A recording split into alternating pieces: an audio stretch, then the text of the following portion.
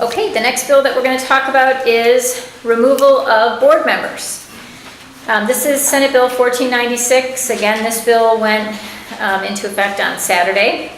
And basically, some of you may know already, I hope none of you have been through a removal meeting of your board members, but just to give you a quick 411 as to removal laws, no matter what your bylaws or CC&Rs state about removing a director from office in your association or removing a director from their director position, it doesn't matter what your documents state. You need to look at what state law says. And state law has a very specific provision on how to remove directors from office. It's based on the size of your association in terms of what the numbers are to remove the director from office. And just a real quick backup, and this is, then I can clarify how the new law is going to play into this.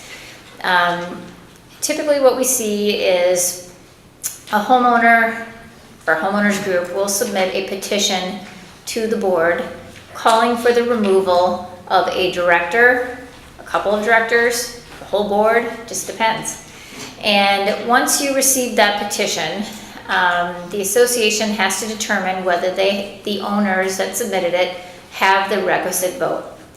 And if you live in an association that has 1,000 or fewer members or lots or units, say 1,000 lots, let's say, or 999 lots, the petition needs to be signed by 25% of the membership or 100 lot owners or unit owners. This is the same for condos and planned communities. If you have more than 1,000 lots or units in your association, it's 10% of the lot owners or 1,000, whichever, is less. So typically, most of our clients are 1,000 or less. So let's use that example. So in order for the removal meeting to go forward, you would need to have 25% of your membership. So let's say if you make it easy, we'll say we have 100 members in our association.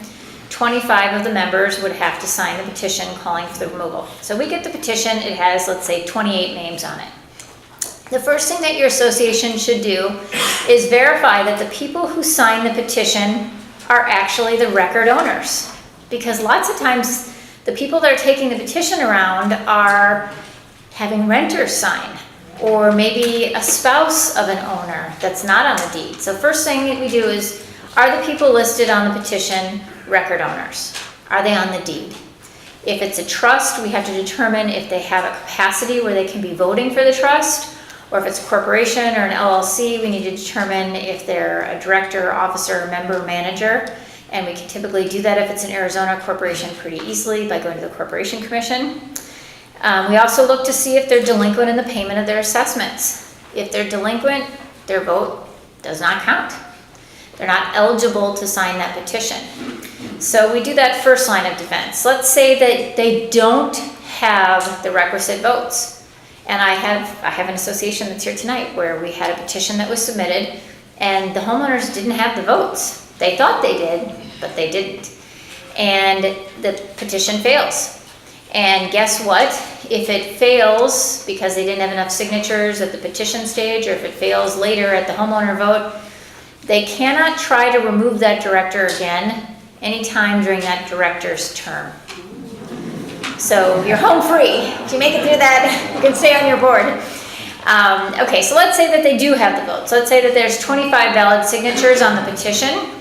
That's 25% of the membership. The next thing is we need to schedule the removal vote meeting for 30 days, within 30 days after the petition is submitted. So once we get the petition, it's like high drive. I mean, we're like moving quick here. We got to verify the signatures, get a delinquency list, determine whether they have the votes, schedule a removal meeting, which is just like an annual meeting. It's a meeting of the membership. We have to get a location. We have to send out a notice and ballots for the association.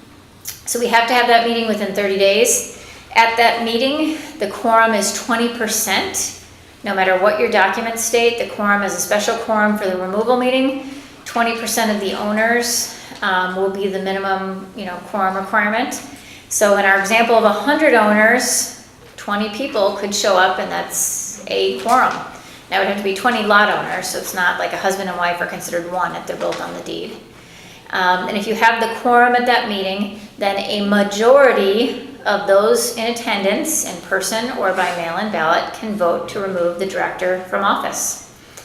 Now, having been doing this for the past 8 years since this new law went into effect, I have gone to a lot of removal meetings. A lot. And my experience has been that 99% of the time, the director is not removed from office. And the participation at these meetings is incredibly high. I've never seen a removal meeting that's had less than 75% of the owners show up in person or by mail-in ballot. So it's definitely the social event of the year for your association. I don't know if that's a good thing or a bad thing, but people come out of the woodwork. And I think the bottom line is that you're not going to get removed. The only times I've seen people be removed is if they are stealing money from the association, right? Or they have very poor communication skills with their members, or possibly that they're also rude to their members at meetings. So keep that in mind. Why is that? It's because they don't want your job, right? They really don't want to be on the board. They just want to see change. They want to be heard. I went to a removal meeting once where the board was converting turf into the AstroTurf, like the fake turf. And, the whole association got so upset about that this turned into a removal of the board. Well, I went to that board meeting. It was one of the associations at the Biltmore. And we had 100% of the people show up. Like, when does that happen? It never happens. And even the topper on that is that the meeting was at 7 a.m. on a Saturday morning in January. So it was crazy. And it was in the cul-de-sac. I was taking it out of the back of my sport utility vehicle. I was accepting votes. So, it just goes to show you, even in that circumstance where it appeared that the board was going to be removed, they weren't. So if you're ever faced with a removal petition, just a couple suggestions: get your legal counsel involved right away. Number one. Number two, you need to figure out, why is this happening? Right? There's a problem. You need to look in the mirror and think about, okay, have we been communicating well with the homeowners? How has it gotten to this point where 25% or 10%, depending on how large your association, of our members are this upset? And then you need to make changes immediately. Because even though you may get a petition that's submitted, if you have a town hall right away and air the grievances and answer the questions and listen, lots of times people then will vote against your removal. And if you're on the other side, if you're a homeowner that's here tonight, and you want to remove your board, make sure that you're really organized. If you're trying to remove your board from office, don't just hand in 25 if you need 25 out of 100. Hand in 35 because there's going to be a bunch of names that are axed because you don't have the record owner or because they're delinquent. And then also you should communicate why you feel there's a need for change. Okay, so we backed up and talked a little bit about the removal statute. So every year we've been seeing additions to the statute, and this year, very, very interesting, they added 2 new things out of the blue. We have not seen these laws. This is kind of like a thunderbolt. This came from nowhere. This is Senate Bill 1496. We're at the middle of page 3. The Board of Directors shall retain all documents and other records relating to the proposed removal of a member of the Board of Directors and any election or any other action taken for that director's replacement for at least 1 year after the date of the special meeting, and shall permit members to inspect those documents and records pursuant to the Planned Communities Act and the Condo Act. Okay, so you have to keep the records for at least a year. I would say, as your legal counsel, keep them for 6 years, because you could be sued for 6 years, okay? So there's a statute of limitations. Now, why did this law come into effect? Because there was an incident in 2015 where there was a removal meeting, and after the directors were not removed, I've heard it from 3 people, so I didn't see it, I wasn't there, but I have heard that the management company brought one of those big fire pits and threw all the ballots in the fire pit. Now, talk about, you just survived a removal meeting. There's a problem there, don't you think?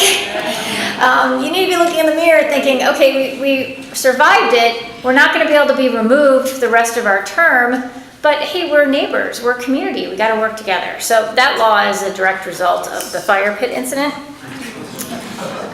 Okay, now let's talk a little bit about, this law is actually a little bit helpful. It says on removal of at least one, but fewer than a majority of the members of the board at a special meeting of the membership called pursuant to this subsection, the vacancies shall be filled as provided in the association's documents. So let's give an example. Let's say that you have a 5-member board and 2 of the members are removed from office at the removal meeting.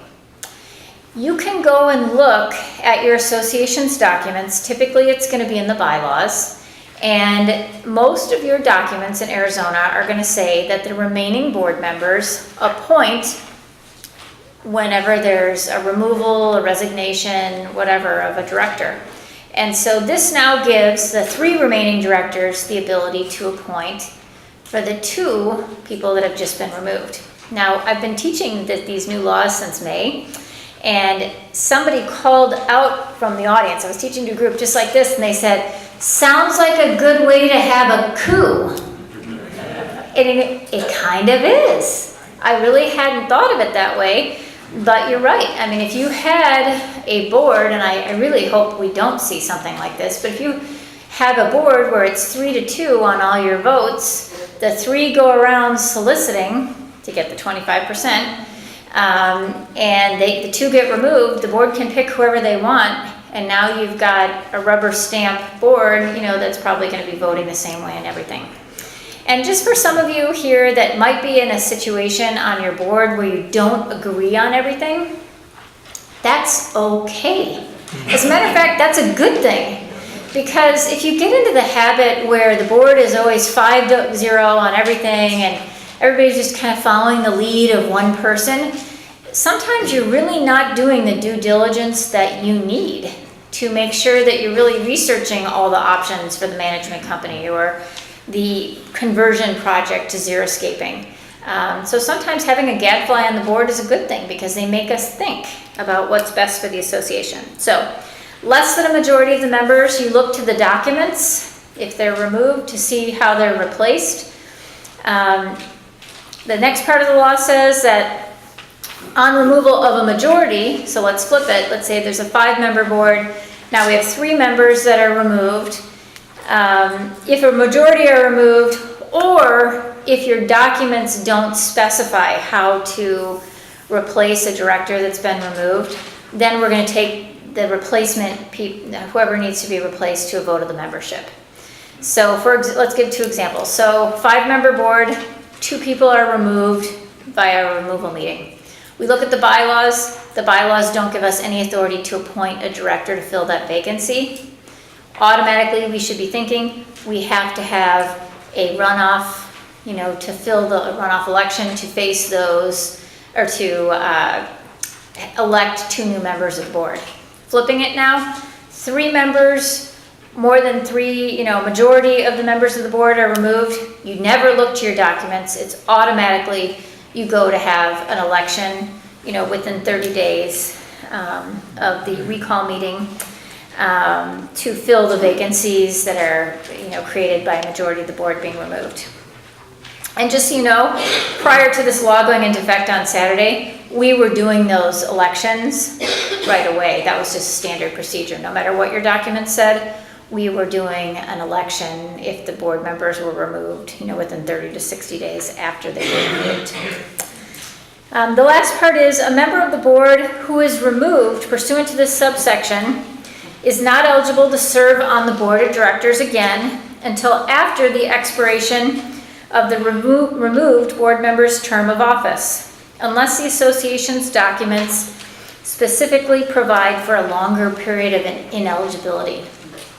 Now, in my experience, I have never once, in all the CCNRs I've seen, noted in there that if a board member is removed from office, they're ineligible for a period of time. That does not exist in Arizona documents. This is something, it's almost like our legislature is planting a seed, like, oh, you may want to put that in your documents. So just keep that in mind, that if you're removed from office, and let's say you had 2 years left on your term, you're ineligible from running for the board during the rest of when your term would have still been in existence until it expires. And just like I said, I've got great stories. I have been through the removal process with lots of associations, unfortunately. I have seen a director removed at a removal meeting where the homeowners vote to remove them, and then 30 days later, I've seen the director reelected. So that does happen. Surprisingly, that does happen. Not often, but it does. Just a couple final parting points on removal meetings. They're very expensive to handle. We have seen removal meetings that can be as low as $2,500 in costs and as high as $70,000 to handle. So, just a couple pointers here. You normally don't get a removal petition without a little warning, okay? And the warning signs are, somebody comes to a board member and says, hey, you know what? Somebody knocked on my door and wanted me to sign something over the weekend, okay? Your antenna should be going up. That could be a removal petition. Or maybe you're receiving letters threatening removal. At that point, your board needs to kick communication into high gear, because you can avert this whole problem by having a town hall, by communicating really well with your homeowners, because sometimes it's just a group of disgruntled owners and they go around, and if I've heard this once, I've heard this 100 times. Somebody will say, why did you sign that petition? And you know what the people say? Because I wanted them to leave.